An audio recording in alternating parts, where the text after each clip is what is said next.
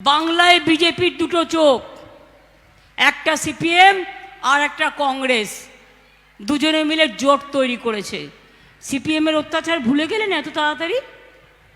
মা বোনেরা, সিপিএমের আমলে সব অত্যাচার ভুলে গেলেন? মুর্শিদাবাদে পাঠিয়েছে কংগ্রেসরা সেলিমকে লড়তে, আর উত্তর দিনাজপুরে পাঠিয়েছে ওদিকে ফরওয়ার্ড ব্লকের রমজানকে লড়তে, আর মালদায় পাঠিয়েছে আর একজনকে লড়তে।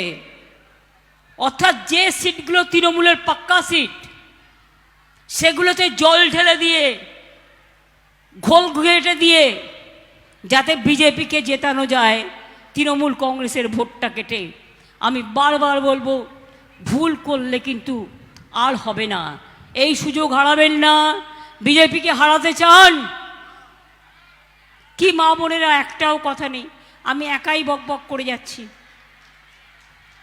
বিজেপিকে হারাতে চান?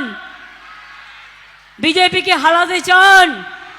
কোনো ভোট কাটাকাটি নয়, তৃণমূলের জোড়াফুলি একমাত্র পার্টি যে আপনাদের আগলে রাখবে নিজের মতো করে।